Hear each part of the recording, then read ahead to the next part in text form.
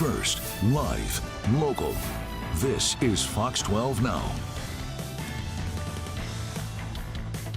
Everyone, this is Fox 12 Now. Thank you for joining us. We're coming to you now with breaking news and coverage of the ongoing protest at Portland State University. As you can see there on the lower third, we just received a response.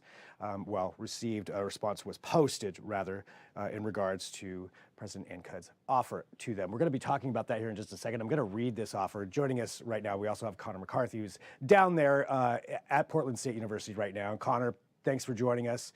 We're going to talk about what you've been going through and what you've seen down there, what's been happening here for an update on this, I believe day 3 of this. But we do want to actually read some of the highlights from this response. It is rather lengthy. So this, again, I'll have this kind of running here in the background. You can see there's a lot on there. We do have this posted at kptv.com. But to read some of the things that have been said in this response, and again, this is reading from a site called Occupy PSU for Free Palestine, and this is a response to the Portland State University president's offer regarding having the protesters leave the library. Reading off of theirs, what they said at the start is, Ann Cudd is a repulsive liar who only has the interest of her own public image in mind. She has shown without an uncertainty of a doubt that students' concerns, demands, and even lives mean absolutely nothing to her. And again, it's a very lengthy response. I'll read some of what's going on here, what they have addressed in this. They go on to say the claims that student negotiators agreed to sign her pathetic excuse of a deal is hilarious at best. Does she think we are as ignorant as her? She lied to us last night under the duress of militant police aggression towards us, and now she is lying to you from the comfort of her affluent home that we have paid millions of dollars to her for, while students continue to sleep on the ground and ration limited food, water, and medical supplies. Towards the end, they continue to discuss this and dispute some of the information that the president said. Where is she getting this number of 50 protesters leaving? That is what was reported. Make her prove these uncorroborated claims to you. She is lying to save her own face and continues to fuel growing hostilities towards students who want nothing more than Palestinian liberation. There is more in that, but at the end they do say regarding they say the resounding answer from the community was, we will not leave until our demands are met. So that is, again, partially what is in this very lengthy response that they had. But I think that is a very key thing there, saying we will not leave until our demands are met. So again, that's coming from, if you're just joining us, that's coming from the site or the handle at Occupy PSU for Free Palestine, which has been communicating allegedly on behalf of some of the protesters there. So Connor, thanks for joining us. We just got that here just a couple of minutes ago, right before we went on air. So we wanted to get that out to you. And again, if everybody wants to read the full text, you can go to kptv.com and take a look there. And also, we do have what the PSU president originally offered in regards to having the protesters come out. So now that we're caught up on that, how's it going down there for you right now, Connor? I mean, this is, day 3. There's been a lot that's happened here over the last few days. Anything new that you've learned here, just, I guess, today in general?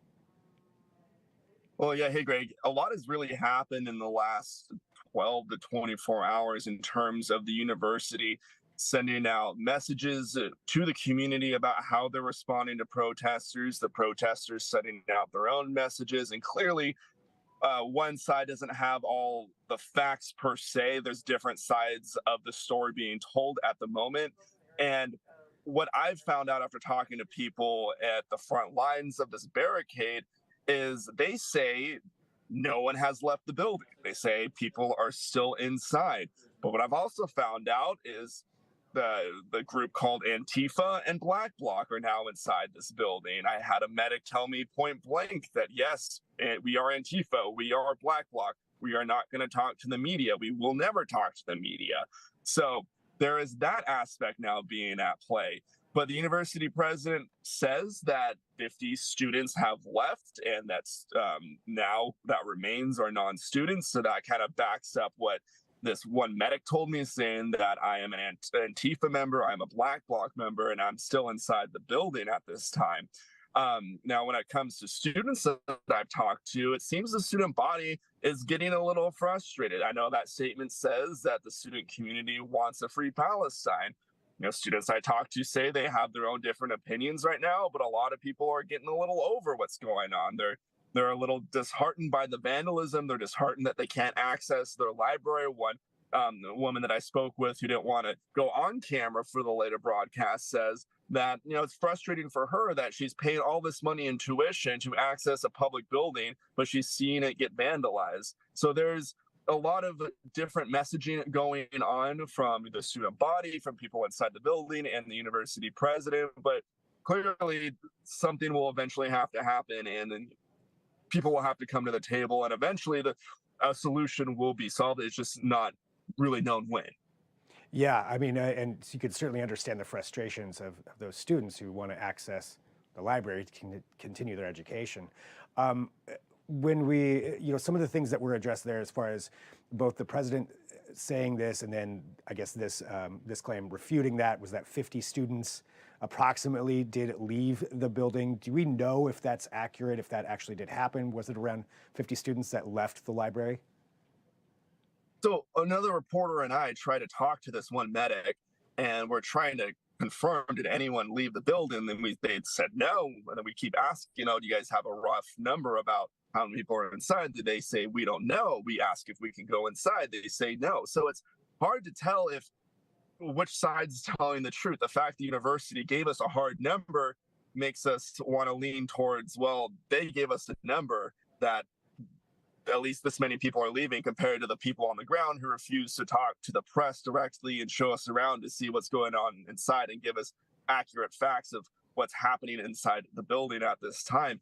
And now I know in the response, they say that there are limited food supplies, there's ration on water. We've been watching pizzas being brought up into the building, and watching water bottles, packs of water bottles being brought into the building, and also other food supplies as well.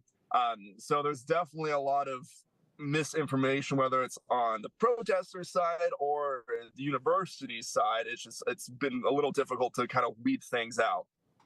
I think that's very telling too. That, I mean, you've witnessed this as far as the food going inside and being delivered there.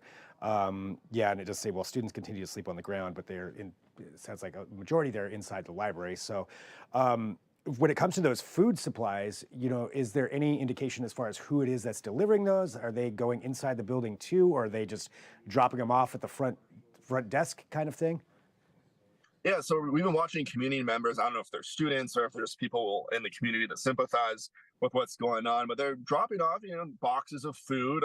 Yesterday, we saw Pizza Hut brought into the building. There's pizza boxes, there's oranges, there's fruit. I mean, the community or people that support this protest, they are helping bring supplies to people that are living inside at the moment. And when it comes to as far as the response, I know that the Portland State University president, part of what she was saying, that there was a deadline as far as when, this agreement that she said they basically wouldn't be suspended, or no expulsion, and no real, I believe even criminal repercussions if somebody were to leave and sign a document. I believe that deadline is passed. So is there any indication as far as what the next steps are from the university or the police side of things as far as these protesters that are inside?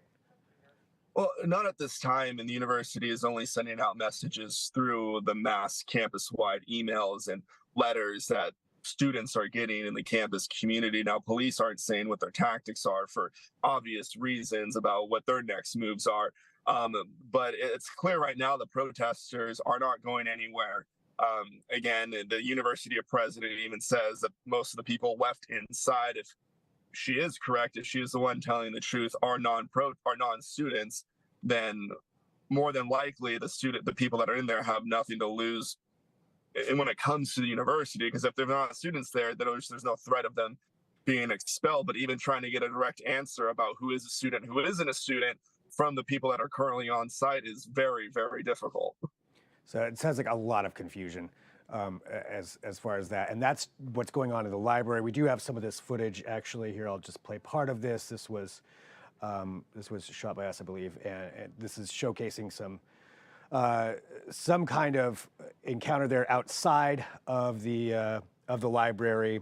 I don't know the full context of this, but showing that obviously a lot of stress, somebody throwing water bottles at this person from the inside of the library there, which you can see the front of it So as far as outside of the library, are there still a lot of people down there? Is there still a big group or encampment, or is that slowly dwindled down as well? Yeah, so a lot of students are still walking by. I mean, classes canceled today. Students say, they finished their homework. They were supposed to have class at, for example, 1:30, like about the time we have right now, and they just came down to see what's going on. Now, there have been, counter protesters. That video that we're showing right now is a situation, according to our Good Day Oregon crew, where a counter protester came up and started yelling shame on PSU for not standing up for Jewish students, and began demanding freeing of the Israeli hostages in the Gaza Strip.